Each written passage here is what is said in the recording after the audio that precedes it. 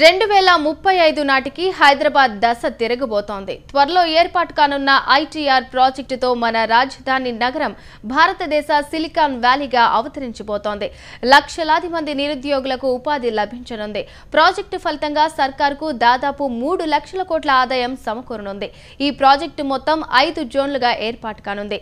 ఇంతటి భారీ ప్రాజెక్టు విశేషాలు చూద్దాం.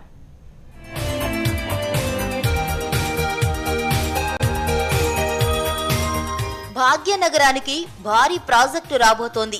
ఇటీవల కేంద్రం ప్రకటించిన సమాచార సాంకేతిక పెట్టుబడుల ప్రాంతం ఐటీఐఆర్ తో నిరుద్యోగుల కల సాకారం కానుంది. మొత్తం 5 జోన్లుగా ఈ ప్రాజెక్టు ఏర్పాటు కానుంది. మొదటి జోన్లో సైబరాబాద్ పరిసర ప్రాంతాలైన మాదాపూర్, హైటెక్ సిటీ, గచ్చిబౌలి, కొండాపూర్, మణికొండ, వట్టినాగులపల్లి ప్రాంతాలున్నాయి.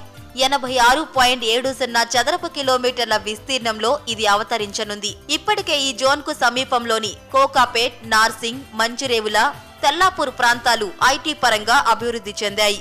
ఈ జోన్లో 30 పైచిలుక సాఫ్ట్వేర్, హార్డ్వేర్ కంపెనీలు ఏర్పాటవుతాయి.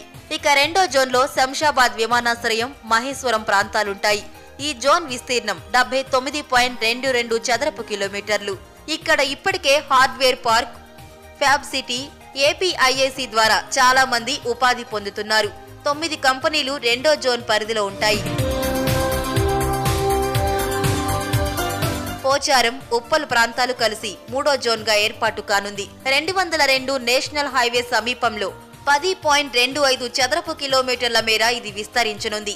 ఈ జోన్ లో కూడా 9 సంస్థలుంటాయి. ఇక నాలుగో జోన్ ఔటర్ రింగ్ రోడ్ చుట్టూ ఏర్పాటు కానుంది. మొదటి, రెండో జోన్ల మధ్య ఉన్న ఔటర్ రింగ్ రోడ్ ప్రాంతంలో 11.50 చదరపు కిలోమీటర్లలో ఇది విస్తరించనుంది. చివరి జోన్లో ఉప్పల్, పోచారంలు ఉంటాయి. 14.32 చదరపు కిలోమీటర్ల పరిధిలో ఈ జోన్ను అభివృద్ధి చేస్తారు. మొదటి, మూడో జోన్లతో సమీపంలోని ఔటర్ రింగ్ రోడ్ ద్వారా ఈ జోన్ను అనుసంధానిస్తారు.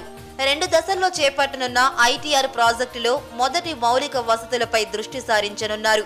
మొత్తం ఈ ప్రాజెక్టు ద్వారా ఐటీ రంగంలో ఉద్యోగాల సంఖ్య 13.4 లక్షలకు పెరుగుతుంది. ఎలక్ట్రానిక్స్ లో 1.4 లక్షల మంది ఉపాధి పొందుతారు.